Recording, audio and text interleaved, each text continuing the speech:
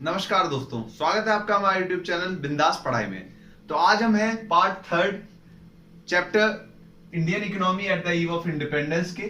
ठीक है, तो इसमें हम पढ़ेंगे इंडस्ट्रियल सेक्टर के बारे में और फॉरेन ट्रेड के बारे में कि उसके ऊपर क्या इंपैक्ट पड़ा कॉलोनियल गवर्नमेंट के आने से। तो भैया ब्रिटिश गवर्नमेंट जो था उसने पहले ही डी इंडस्ट्रियलाइज कर दिया था, सारी इंडस्ट्रीज को खत्म कर दिया था। भारत की हैंडीक्राफ्ट इंडस्ट्री जो बहुत ज्यादा ग्रोथ पे थी उसको पूरी तरीके से विध्वंस कर दिया था और सारी इंडस्ट्रीज जितनी भी थी उनको बिल्कुल ही तरीके से खत्म कर दिया था। क्यों खत्म किया था उसके पीछे के रीजन भी हमने जाने थे कि भैया वो रॉ मटेरियल को एक्सपोर्ट करना चाह रहा था ब्रिटेन, सारा रॉ मटेरियल भारत से ब्रिटेन भेजना चाहता था और ब्रिटेन में ले जाके उस रॉ मटेरियल का फिनिश्ड गुड बनाता और उस फिनिश्ड गुड को कहां ले आना चाहता था, भारत में लाके और आराम से बेचना चाहता था। ठीक है, रॉ मटेरियल को ब्रिटेन ले जाना चाहता था और ब्रिटेन से ले जाके फिनिश्ड गुड को भारत के इंडियन मार्केट में बेचना चाहता था आराम से भैया। तो इन लोगों ने ये चीज कर भी लिया। ठीक है, पूरा तरीके से भारत का जो इंडस्ट्रीज था उसको खत्म किया और सारा रॉ मटेरियल अपना देश ले गया और वहां से सामान बना के इंडिया में आराम से इंडिया वालों को बेचने लग गया और इंडिया वाले भी खुशी खुशी उनका सामान लेने लग गए। ठीक है, तो यहाँ पे लेकिन एक चेंज आया 100 साल बाद, या फिर हम कह सकते हैं 50 से 100 साल के बाद एक चेंज आया। क्या चेंज आया कि भैया कुछ लोगों ने, कुछ बाहुबलियों ने क्या किया कि भैया उन्होंने बोला कि मैं हूं बाहुबली, और उन्होंने क्या करा, कॉटन और जूट की मिल्स स्टार्ट की। इन लोग के अंदर सोचिए कितना दम होगा कि भैया पूरा इंडस्ट्री खत्म कर दिया, ये अकेले अपना जमीन से उठ के आए और इन्होंने बोला हम कॉटन और जूट इंडस्ट्री खड़ा करेंगे, हम कॉटन और जूट मिल्स खड़ा करेंगे। और यहाँ पे कुछ लोगों ने क्या किया, कॉटन और जूट मिल्स खड़े कर दिए। कैसे? कॉटन के मिल्स खड़े किए महाराष्ट्र में और गुजरात में स्टार्ट किए। ठीक है, महाराष्ट्र में और गुजरात में ही क्यों? क्योंकि महाराष्ट्र में सबसे ज्यादा भारी मात्रा में कॉटन को उपजाया जाता है, सबसे ज्यादा मात्रा में कॉटन को उपजाया जाता है और गुजरात में कॉटन की बहुत ही बढ़िया बढ़िया साड़ियों के ऊपर बहुत ही बढ़िया फिनिशिंग की जाती है। तो यहाँ पे इसीलिए कॉटन के जो मिल्स थे वो महाराष्ट्र में और गुजरात में खोले गए। उसके बाद जूट का मिल बंगाल में स्थापित किया गया। क्यों बंगाल में स्थापित किया गया? क्योंकि बंगाल में सबसे ज्यादा मात्रा में प्रोडक्शन होता था जूट का। ठीक है, तो यहाँ पे 2 मिल्स स्टार्ट की गई, 2 मिल्स नहीं, कॉटन मिल्स बंगाल में स्टार्ट की गई खूब सारी, और कुछ कॉटन मिल्स कहां पे स्टार्ट की गई, महाराष्ट्र और गुजरात में। तो भैया कॉटन मिल्स जिन्होंने भी खोला था ना वो सारे इंडियंस थे, वो सारे जो थे वो इंडियंस थे। लेकिन जूट मिल्स जिन्होंने स्टार्ट किया था वो ज्यादातर जो थे वो फॉरेनर थे। ठीक है, वो ज्यादातर कौन थे? फॉरेनर भैया, फिरंगी थे ज्यादातर लोग जिन्होंने जूट मिल स्टार्ट किया था। ठीक है, और ज्यादातर कॉटन मिल्स किसने स्टार्ट किया था? इंडियंस ने। तो यहां पे एक और भैया अपने उभर के आए। कौन उभर के आया? आयरन एंड स्टील इंडस्ट्री में एक नया बिल्कुल बादशाह उभर के आया। कौन उभर के आया? जो आज भी हमारे मार्केट में अवेलेबल है, Tata iron and steel industry. Tata अपना उभर के आया उस समय में। कब उभर के आया? 1907 में। ठीक है, 1907 में भैया टाटा ने अपने स्टील कंपनी की स्टार्टिंग की। ठीक है, और यहां पे टिस्को की स्टार्टिंग करते ही बिल्कुल ही रैपिड ग्रोथ आ गया। किसमें? इंडस्ट्री में, steel iron and steel industry में बढ़िया तरीके से ग्रोथ आ गया। अब भैया हमने देखा कि जूट में, कॉटन में और आयरन की इंडस्ट्री में बढ़िया ग्रोथ आया। तो भैया लेकिन ये ग्रोथ जो था ना वो बहुत स्लो था। स्लो क्यों था? क्योंकि यहाँ पे कुछ छोटे छोटे लोग थे, कुछ प्राइवेट कंपनीज थी जिन्होंने कॉटन और जूट के मिल स्टार्ट किए, और केवल 1 से 2 केवल बड़ी बड़ी कंपनीज थी जिन्होंने आयरन में अपना योगदान दिया, आयरन की इंडस्ट्री को बढ़ाने में। तो यहाँ पे इसका जो पेस था डेवलपमेंट का वो बहुत ज्यादा स्लो था, और इंडस्ट्रियल सेक्टर जो कंट्रीब्यूट कर रहा था जीडीपी में वो बहुत छोटे मात्रा में कंट्रीब्यूट कर रहा था एज कंपेयर टू कब के, जब हैंडीक्राफ्ट इंडस्ट्री हमारी अच्छी थी, जब हमारा यहाँ का कॉटन बहुत बढ़िया मात्रा में बाहर भेजा जाता था और बढ़िया मात्रा में बिल्कुल हम कमाते थे पैसा और खूब अच्छा जीवन चल रहा था अपना। लेकिन ब्रिटेन ने आके पूरा ही बिगाड़ के रख दिया, बिल्कुल हमें अमीर से बिल्कुल गरीब पे लाके पटक दिया।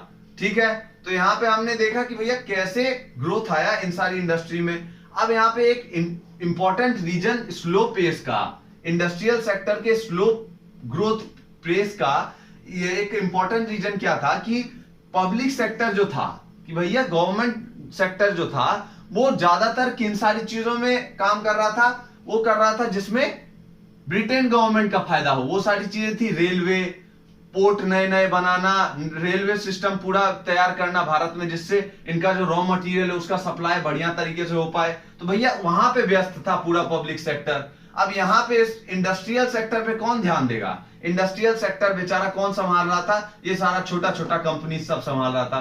तो छोटा छोटा कंपनी कितना प्रोडक्शन करेगा भाई? इसीलिए बहुत स्लो मात्रा में धीरे धीरे करके कछुआ की तरह आगे बढ़ रहा था इंडस्ट्रियल सेक्टर में ग्रोथ। ठीक है, तो हमने देखा इंडस्ट्रियल सेक्टर के बारे में। तो अब पढ़ते हैं फॉरेन ट्रेड के बारे में कि भैया फॉरेन ट्रेड के ऊपर क्या क्या असर पड़ा कॉलोनियल गवर्नमेंट के आने के बाद। ठीक है, तो इंडिया जो था वो बहुत ही इंपॉर्टेंट ट्रेडिंग नेशन था शुरुआत से ही। हम सब ये जानते हैं इंडिया को सोने की चिड़िया कहा जाता है। क्यों कहा जाता है? क्योंकि इंडिया से बहुत सारे सामानों का एक्सपोर्ट होता था। एक्सपोर्ट कौन सारे सामानों का होता था? स्पाइसेस हो गए, कॉटन के क्लोथ्स हो गए, सिल्क के क्लोथ्स हो गए। इन सारे चीजों की, भारत की चीजों की बहुत ज्यादा डिमांड थी पूरे वर्ल्ड के मार्केट में। ठीक है, जिससे भारत बहुत बड़े मात्रा में प्रॉफिट कमाता था और भारत एक समृद्ध देश था इसी कारण। ठीक है, क्योंकि वो बहुत भारी मात्रा में ट्रेड करता था पूरे वर्ल्ड के साथ, वर्ल्ड की सारी कंट्रीज के साथ दूर दूर तक भारत का ट्रेड होता था। ठीक है, तो लेकिन अब भैया कौन आ गया? ब्रिटिश गवर्नमेंट आ गई, कॉलोनियल गवर्नमेंट आ गई। उसने क्या किया? पूरा ही ट्रेड को तहस नहस करके रख दिया, पूरा ट्रेड को खत्म कर दिया, इंडिया के ट्रेड को। और केवल बोला कि भैया तू मेरे को केवल ट्रेड करेगा मेरे साथ और मेरे फायदे के लिए करेगा। तू फ्री में मेरे को क्या एक्सपोर्ट करेगा? फ्री में मतलब बिना कोई पैसा के स्पाइसेस फ्री में तू मेरे को देगा, रॉ मटेरियल कॉटन, किसका? Raw silk, raw cotton, raw wool, raw indigo, jute, सब चीज तू मेरे को मुफ्त में देगा। और मैं कहां ले जाऊंगा ये सारी चीजें? मैं सारी चीजें ले आऊंगा ब्रिटेन ले जाऊंगा एक्सपोर्ट करके। और ब्रिटेन से क्या चीजें लाऊंगा? ब्रिटेन से फिनिश्ड गुड लाऊंगा और तेरे मार्केट में आके बेचूंगा। ब्रिटेन ने ये बोला भैया, किससे? इंडिया से। तो इंडिया भैया कुछ कर तो सकता नहीं था, बेचारा अंदर था इन लोगों के। ठीक है, तो अब क्या कर सकता था बेचारा इंडिया? तो ब्रिटेन की बात मानना पड़ा इंडिया को और रॉ मटेरियल का एक्सपोर्ट करना स्टार्ट कर दिया ब्रिटेन को। और ब्रिटेन क्या करने लगा? फिनिश्ड गुड प्रोडक्ट बना के उसको इंपोर्ट करता था भारत में और उसको बेचता था भारत के मार्केट में बड़े प्यार से, और बहुत ही बड़े मुनाफा कमा रहा था भारत से। ठीक है, ब्रिटेन। और उसके बाद अब एक और चीज क्या किया कि भारत के पूरे ट्रेड के ऊपर मोनोपोली तो क्रिएट कर ही लिया था। मोनोपोली तो पूरा क्रिएट कर लिया कि भैया हम केवल राज करेंगे भारत के ट्रेड के ऊपर, मैं जो चाहूंगा वही होगा ट्रेड। अब ये क्या किया? मोनोपोली क्रिएट करके भारत के ट्रेड को लिमिटेड कर दिया कुछ कंट्रीज के साथ। वो कंट्रीज भी वही डिसाइड करेगा। कौन? ये ब्रिटिश गवर्नमेंट, कि भैया किस कंट्रीज के साथ तेरा ट्रेड होगा वो मैं डिसाइड करूंगा। वो कंट्रीज थी चाइना, श्रीलंका, पर्शिया। केवल इन्हीं के साथ भारत ट्रेड कर सकता था सामानों का। ये स्पाइसेस हो गए या फिर वुलन हो गए, वुलन क्लॉथ हो गया, या फिर रॉ सिल्क हो गया, वुल, ये सब चीजों का केवल और केवल चाइना, श्रीलंका और पर्शिया के साथ ही ट्रेड कर सकता था भारत। अब इस ट्रेड से भारत वालों ने बोला कि भैया इस ट्रेड से जो मुनाफा होगा कम से कम वो तो दे दो हमें। सारा चीज मुफ्त में ले जा रहे हो यहां से, कम इससे जो प्रॉफिट होगा वो तो हमें दे दो। ब्रिटिश गवर्नमेंट बोलता नहीं रे भाई, तुझे क्यों दूं मैं? मेरे बाप का माल है, मैं तुझे क्यों दूं? तो अब वो बोलता है कि भैया मैं तुझे नहीं दूंगा। भारत के लोगों को इसके लिए भी मना कर दिया। सोचिए कितने खराब इन लोगों ने हालत कर दिया था उस समय में, और कितना गुस्सा आया होगा उस समय में लोगों को। ठीक है, आज हमें पढ़ के इतना गुस्सा आ रहा है जबकि। ठीक है, तो यहां पे ब्रिटेन गवर्नमेंट क्या करती थी? इससे जितना भी प्रॉफिट जनरेट होता था इन सारी कंट्रीज से ट्रेड होके, वो किसमें खर्च करती थी? अपना एक्सपेंसेस को मीट करने में। किसके एक्सपेंसेस को? वॉर में जो, लड़ाई में जो खर्चा करते थे ये लोग, भैया लड़ाई करते थे, एक जगह को प्राप्त करने के लिए लड़ाई करना पड़ता था, उसमें जितना खर्चा होता था वो सारा इससे निपटा देते थे। उसके बाद जितना भी खाना पीना में ब्रिटिश गवर्नमेंट का खर्चा होता था, भारत में रहने वाले लोगों का, जो भारत में रहते थे ब्रिटिश गवर्नमेंट के लोग, उनका जितना खर्चा होता था सारा चीज इससे आराम से मीट हो जाता था, उनके एक्सपेंसेस। ठीक है, तो यहां पे भारत के लोगों को 0%, 0/लुल का प्रॉफिट का शेयर दिया था। ठीक है, सारा शेयर कौन ले रहा था? Britain government. और भारत के लोग केवल मुंह ताक रहे थे देख के। ठीक है, बस मुंह देख रहे थे और सारा चीज ये लोग अपना देश ले जा रहा था भारत का, और लूट रहा था बड़े प्यार से भारत को। ठीक है, तो यहाँ पे इस वीडियो में केवल इतना ही, बाकी के टॉपिक्स जो है हम अगली वीडियो में कवर करेंगे। धन्यवाद आपका इस वीडियो को देखने के लिए। अगर आपको वीडियो पसंद आई हो तो प्लीज वीडियो को लाइक कीजिए, शेयर करिए एंड चैनल को सब्सक्राइब करिए। धन्यवाद।